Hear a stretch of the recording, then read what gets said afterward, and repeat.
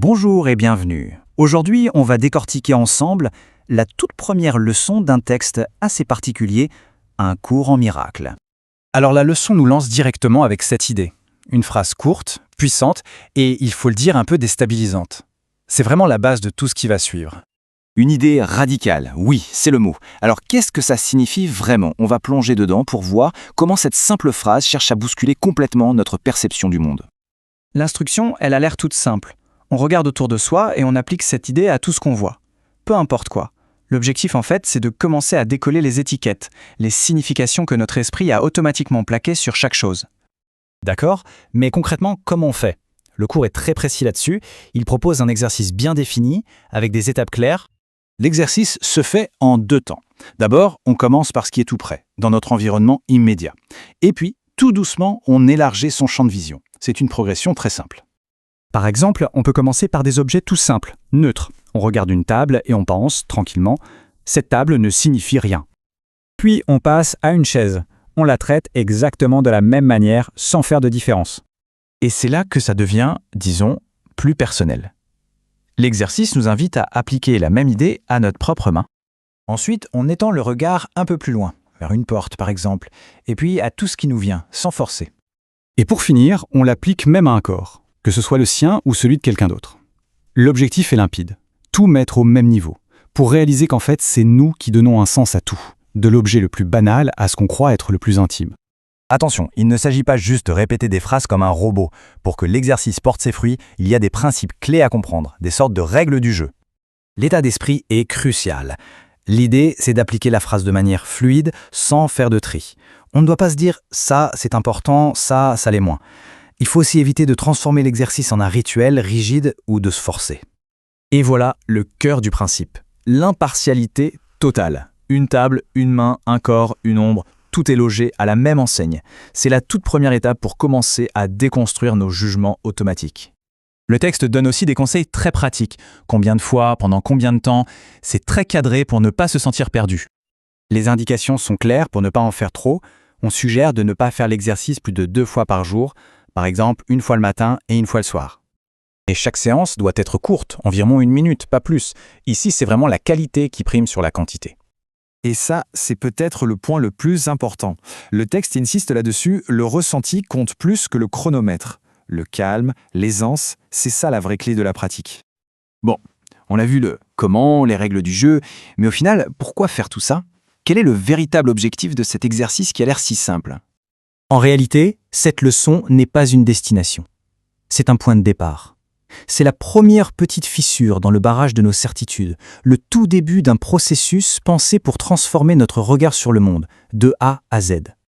On se quitte donc sur cette question, une question à laisser infuser. Si l'on retire toutes les significations que l'on a projetées sur le monde, quel espace est-ce que ça crée? Et surtout, qu'est-ce qui pourrait bien apparaître dans ce silence?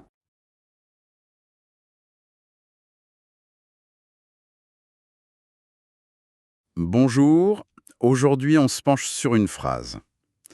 Une seule phrase, mais Assez percutante. Ah oui, laquelle?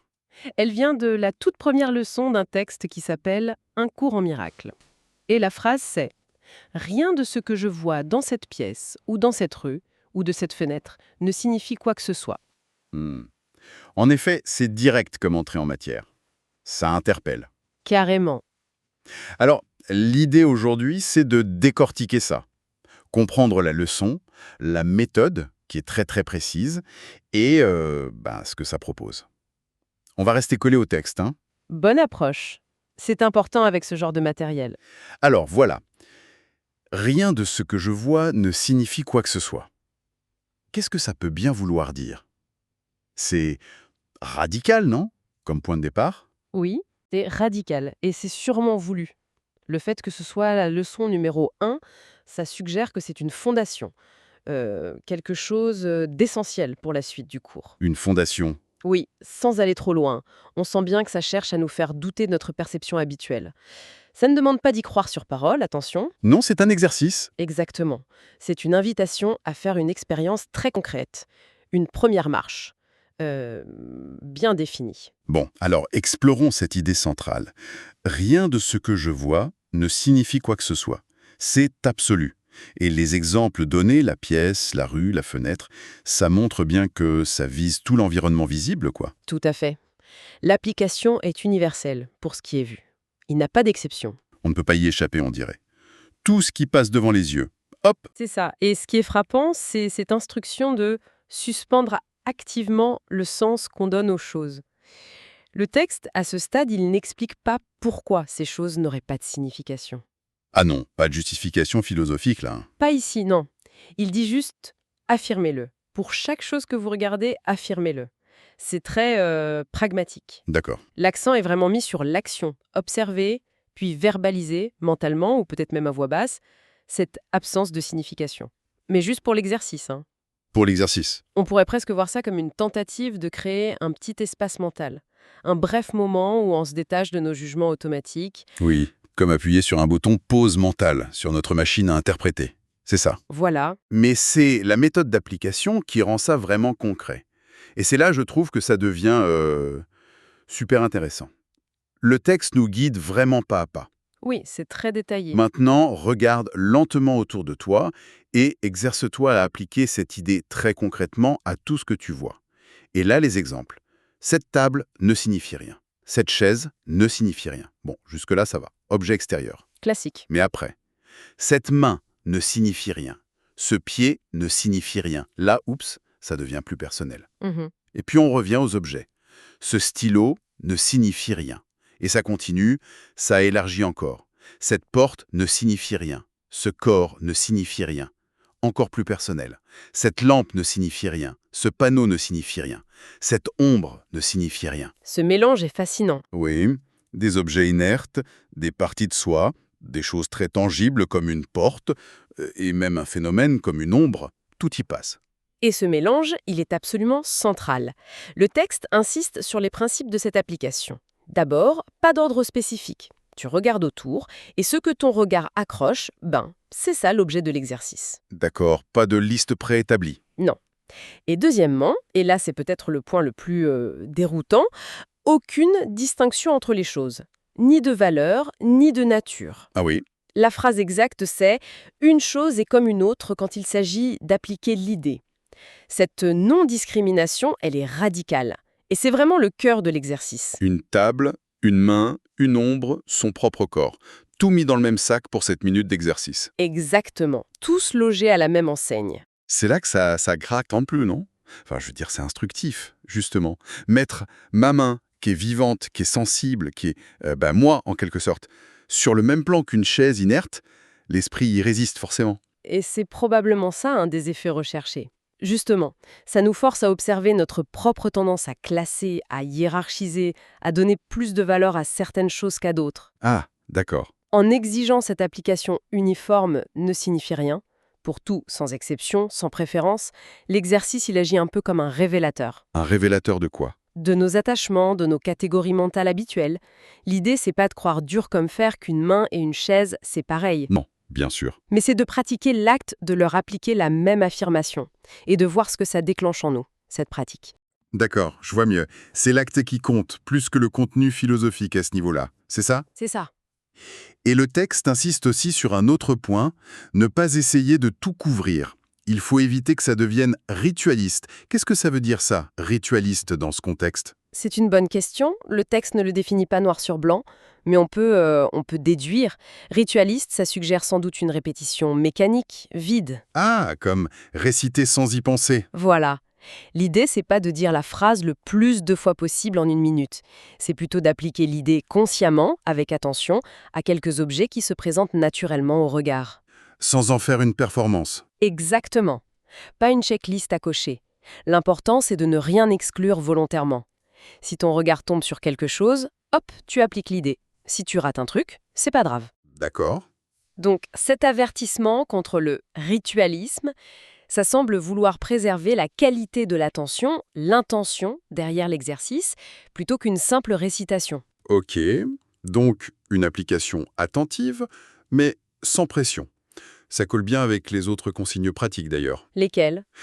Il est recommandé de faire l'exercice 2 fois par jour maximum, matin et soir de préférence, et pas plus d'1 minute environ à chaque fois. 1 minute. C'est court. Oui, Sauf si cette minute oblige à se dépêcher.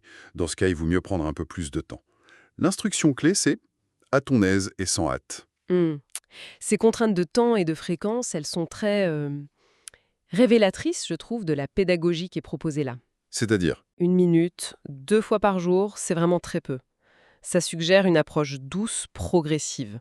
Pas question de se lancer dans des heures de méditation sur une idée qui peut être déstabilisante, surtout au début. oui, c'est pas écrasant. C'est fait pour être intégré facilement dans le quotidien, sans que ça devienne une contrainte. La courte durée, ça minimise aussi le risque de tension, d'effort excessif. Et le sans hâte. Ça renforce cette idée. Ce n'est pas une course, c'est un moment de calme, d'observation guidée. On peut y voir une stratégie, peut-être pour désamorcer les résistances, pour rendre l'expérience accessible, presque anodine en apparence, tout en introduisant une idée très très forte. Malin comme approche. Doux, mais radical quand même. C'est ça. Alors, et si on transposait ça à notre quotidien aujourd'hui? Comment ça se passerait, concrètement? Je suis à mon bureau, je regarde autour. Cet écran d'ordinateur ne signifie rien. Mhm. Mon regard tombe sur mon téléphone. Ce smartphone avec toutes ces notifs là, il ne signifie rien. Je vois par la fenêtre les bouchons. Ce trafic intense ne signifie rien. Ou même, tiens, en lisant les infos. Ce gros titre anxiogène ne signifie rien. Voilà. L'exercice demande d'appliquer la même phrase, avec la même neutralité, à toutes ces choses qui, d'habitude, nous sautent dessus, quoi. Qui génèrent des émotions, des jugements immédiats. Exactement, et c'est dans cette application concrète, surtout sur les éléments qui sont chargés de sens dans nos vies modernes, le smartphone, le flux d'infos, les soucis du boulot symbolisés par l'écran, c'est là qu'on peut vraiment saisir la portée de cette non-discrimination qui est demandée. Oui, parce que les exemples du texte, la table, le corps, c'est simple. Mais un écran, une facture, Le principe reste le même. Normalement, on accorde une signification, une charge émotionnelle très différente à ces éléments. L'exercice propose juste le temps d'1 minute de les regarder comme de simples choses, juste des choses. auxquelles on applique une phrase unique. Ce ne signifie rien. Et faire ça même 1 minute, avec des trucs qui nous préoccupent, ça doit faire un drôle d'effet. On pourrait se dire que c'est un peu contre-intuitif, voire un peu irresponsable de dire « ce problème urgent au travail ne signifie rien ». Non. Ah, mais c'est là toute la subtilité. L'exercice ne demande pas de nier la réalité pratique. Le problème est là, le trafic est là. D'accord, on ne nie pas les faits. Non, on suspend, pour un instant très bref, le sens et le poids que nous, on leur donne.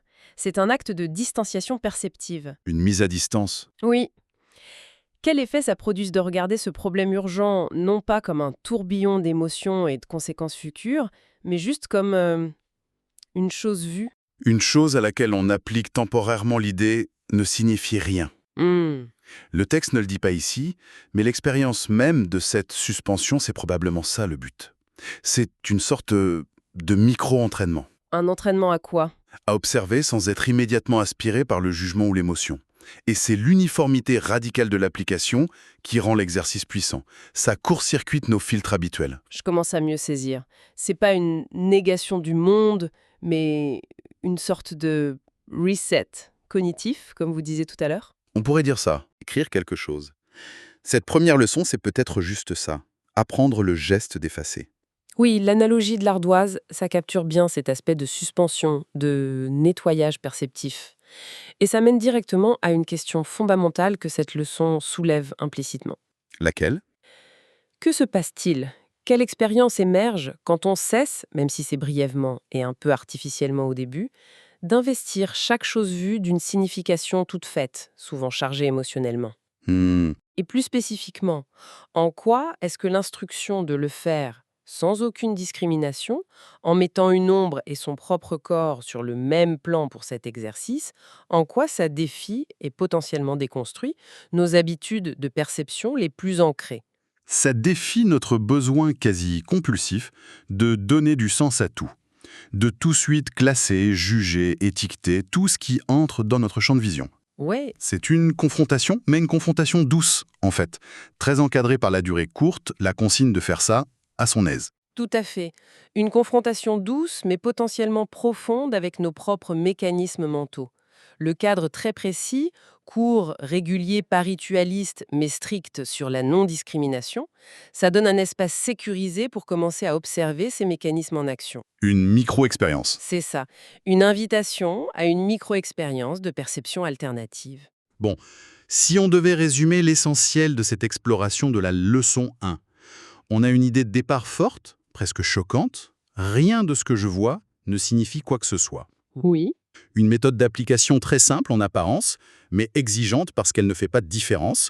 Regarder lentement autour de soi, appliquer l'idée à tout ce qui se présente, sans faire de tri. Exactement. Et une pratique encadrée, courte, régulière, sans pression. Finalement, la question qui reste, c'est un peu celle que pose la leçon elle-même, non?